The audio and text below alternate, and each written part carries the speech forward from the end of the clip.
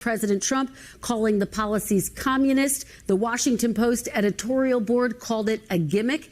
Is this plan to ban price gouging anything more than a gimmick, Governor? I think it speaks to Kamala Harris's values, that she wants consumers to keep more money in their pockets. She wants hardworking Americans to be able to get ahead. She wants to make sure that there is corporate responsibility.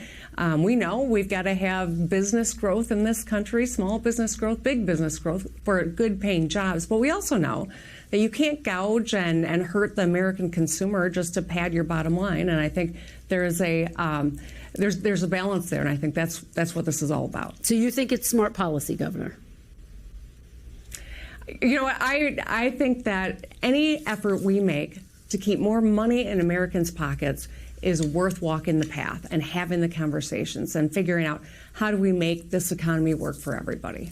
Let's talk big picture. The campaign's only a month old. Obviously, everything that she said in the past is starting to come into focus. When she ran in 2020, you will recall she called for banning fracking, supporting single-payer health care, eliminating private health insurance. The campaign says she no longer supports those positions. The Trump campaign, though, is calling her a chameleon. Do you think that Vice President Harris needs to do more to explain why she has shifted on those positions? Well, I think insult from the Trump campaign is laughable when you think about his years in office and who he fought for. He fought for himself. And he's laid out nothing in terms of a vision for America. He's feeding into people's anxieties and anger. That's what he always does. But he's never done anything that makes someone's life a little bit better. In fact, his time in office, we had record job loss. We saw so many deaths from COVID because he put out misinformation, denied that it was even a problem. I mean, this is a guy who he calls other people names, but offers nothing of value to the American people when it comes to a vision or a plan to make people's lives better. And that contrast is stark. All right, guys, so we got to talk about the mainstream liberal media kind of doing their jobs finally, right, by asking Democrats tough questions, but at the same time not being as tough on Democrats as they would be with Republicans had a Republican propose such an insane policy like Kamala Harris has proposed with price controls to fix inflation. Yes, Kamala Harris has gone full-blown communist, okay? She is full-blown Soviet yo-yo, okay? Soviet Kamala. She believes that price controls are the solution to inflation because of corporate price gouging. Now, they are trying to blame corporations because they don't want to take responsibility for the real reason that we have inflation, which is big government spending, mostly done by Democrats in a time in which we did not need more money pumped into the economy, and the lockdowns that were mostly supported by Democrats that also occurred during the pandemic, okay? So I want to react to Jake Tapper pressing lightly pressing Hakeem Jeffries, the leader of the Democrats in the House, on Kamala's insane policies. And of course, this guy is basically going to deflect to talking about Trump because he can't really defend this nonsense. So let's get into it. Vice President Harris unveiled some of her economic platform on Friday. One key platform plank was her plan to ban price gouging for grocery prices. Jason Furman, who was the top economist for President Obama, said that her plan is not a good idea. Quote, "The good case scenario is price gouging is a message, not a reality. The bad case scenario is that this is a real proposal. You'll end up with bigger shortages, less supply, and ultimately risk higher prices and worse outcomes for consumers if you try to enforce this in a real way, which I don't know if they would or wouldn't do," unquote. Do you plan to support Vice President Harris's plan to ban price gouging? Kamala Harris has articulated a very important plan to make sure that we are lowering costs for everyday Americans, that we are ending price gouging throughout the country, and that, of course, we are growing the middle class and making sure that everyday Americans can get ahead. So we as House Democrats look forward to working with Kamala Harris to drive costs down. We've done some of that work in terms of driving down the high price of life-saving prescription drugs for millions of Americans, including capping the price of insulin at $35 per hour. We've lowered the cost of internet availability, and in several other areas, but we recognize that there is more work that needs to be done because there are far too many Americans who are living paycheck to paycheck, struggling each and every month, and we've got to drive down costs, including the cost of groceries. Yeah, so if I was Jake Tapper, my next question would be, well, if you say that Americans are struggling so much, which they are, right, according to the polls, right, when Americans are asked about the economy, they don't feel good. If that's the case, then how is it, can you also say that Biden's economic policies are working, right? If his policies are working, if he's such a great president, which some people have suggested that Joe Biden is going to go down as one of the greatest presidents ever, right? This is what Democrats are currently saying, while at the same time saying that Americans are struggling, okay, and that prices are out of control so much that they have to propose communism in order to fix it. But again, they're saying that Biden was one of the greatest presidents ever. When we fight for people, we win. And you're seeing that on Medicare. You're seeing that on the Inflation Reduction Act. For the first time, a 3-month period, inflation is not 3%, 2%, it's 0. And so the legacy that this president is going to leave is that our kids will drive on roads that he built. They'll power their devices with chips that he manufactured, and they will feed their families with jobs he created. And Joe Biden, I believe, will go on the Democratic Mount Rushmore with FDR, with President Kennedy, with President Truman, and with LBJ. And he will certainly be remembered for the 16 million jobs he's created, but he's also put himself in a position now to be remembered for the one job that he left. And it's a job that he's left for Kamala Harris to finish as she picks up that torch. Yeah, that's astonishing, right? It really is. It is astonishing that MSNBC just allows Democrats to lie, just blatantly lie, and then gaslight like crazy. And they just sit there and nod their heads. Yeah, inflation, 0% over the last 3 months, except the moving average for inflation over the last 3 months was 1.6%. That is not zero, right? Eric Swalwell just lied. Okay, he just lied, and then said that Biden belongs on Mount Rushmore. Again, insane stuff. No pushback, no fact checking. Okay, none of that. Okay. Now again, if a Republican would have lied like that so blatantly, again, best believe they would have fact checked him immediately. So yeah, this is what you're seeing from Democrats. Okay, they're trying to say at the same time, two things at the same time.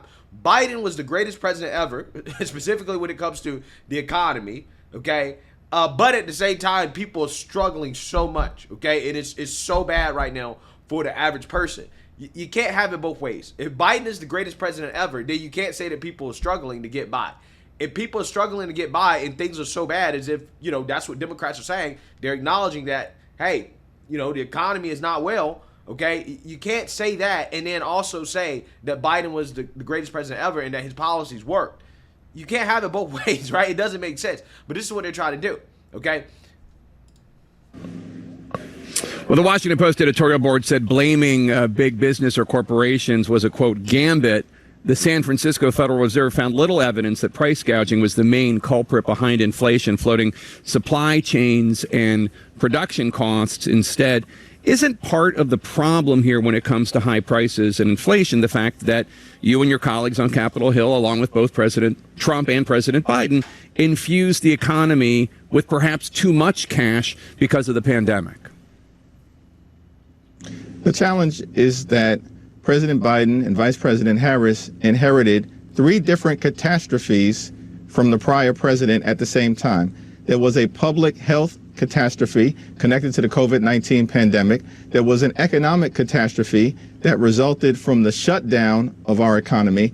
And of course, there was a democracy catastrophe related to the January 6th violent assault on the Capitol incited by the former president. Okay, let's stop, okay? Because I can't just let this guy lie like this and not pause the video. Let's ignore the January 6th date. He just mentioned January 6th as, again, that's just fluffer, right? Has nothing to do with the question, which is that, hey, there's no evidence that price gouging is happening, right? What you guys are saying, you're lying. And that's what Jake Tapper really should be saying. He should say, listen, you got liberals, you have Democrats, you have actual government agencies saying, yeah, price gouging is not happening. What you guys are saying doesn't seem to be true.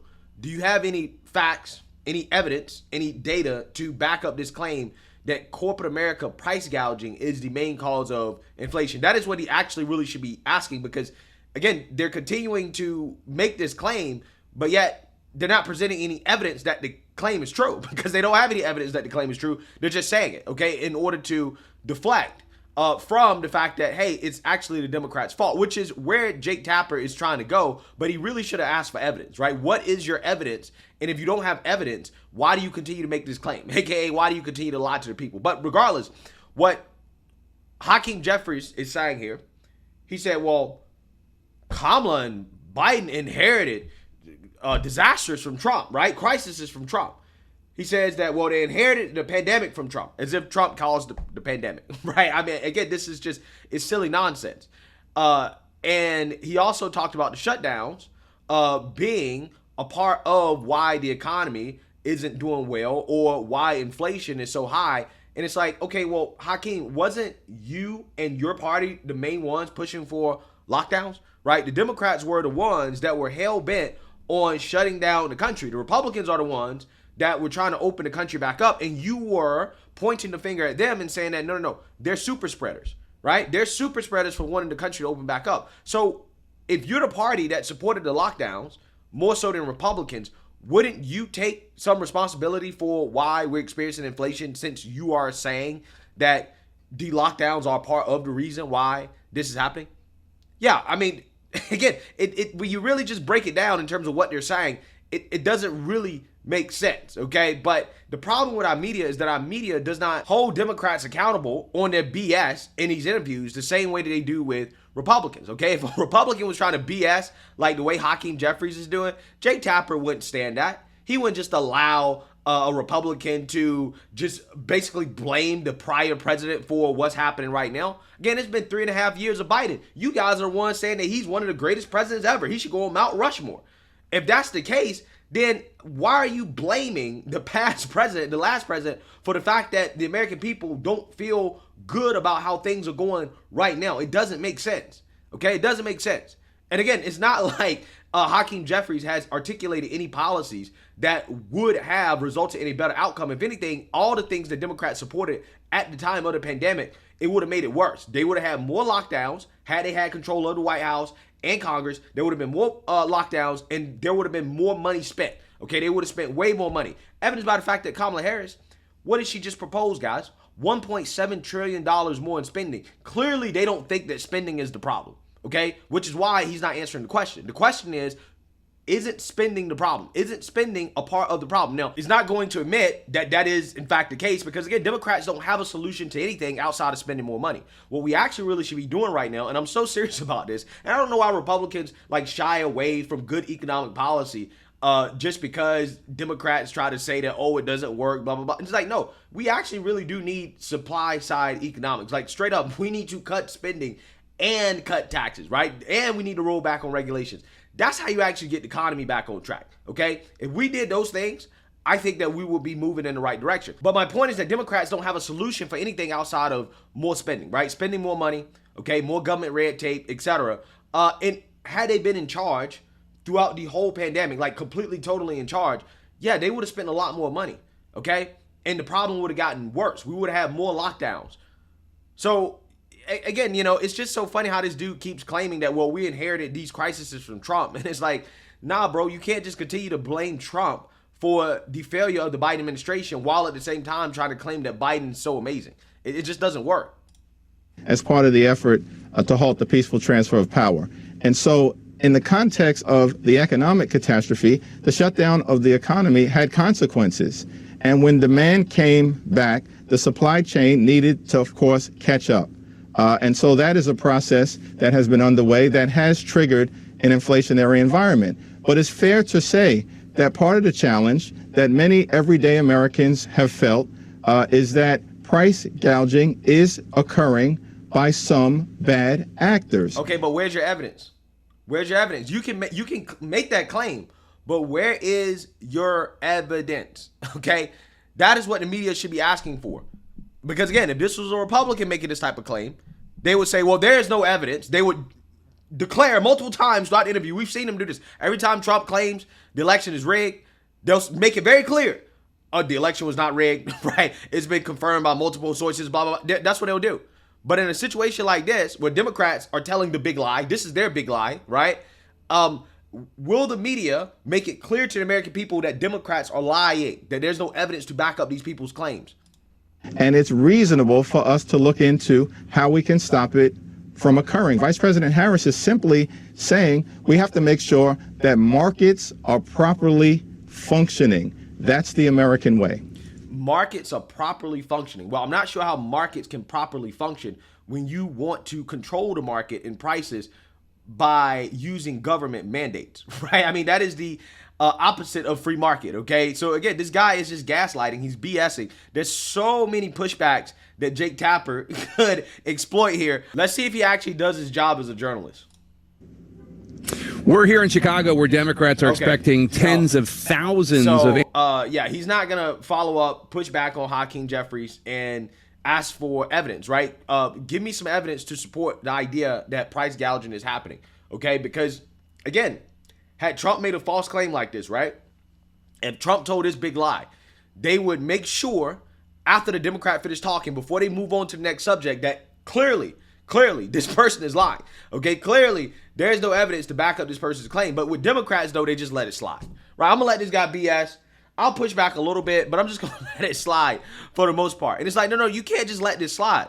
This man literally is blaming the lockdowns for the inflation crisis, and these people supported lockdowns the most. Democrats wanted more lockdowns. They were upset at people who were pushing back against the lockdowns. These are the ones that would push this type of policy. So, again, he should have asked them about that. Well, don't you guys take some blame since you guys overwhelmingly supported the lockdowns? Again, that would have been a great question, right? Would have been a great question. But again, they never do this. They never do it with Democrats. Even when they're trying, okay, even when they're trying to be somewhat fair, they're still softballing the interviews with Democrats. Had Hakeem Jeffries been on Fox News, he would have got cooked, right? There's no way he would have got away with this, especially on Fox Business. He would have got cooked, which is why you'll never see Hakeem Jeffries go on a more legitimate news network than CNN or MSNBC. So let me know what you guys think. Make sure you like, comment, and subscribe. More importantly, share a Black conservative perspective. Peace.